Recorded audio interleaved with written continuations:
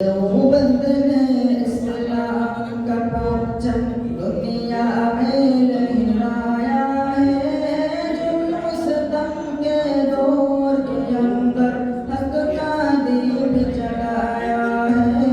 देवबंद ने इस्लाम का परचम देवबंद का तारीख के अंदर हर किरदार निराला है।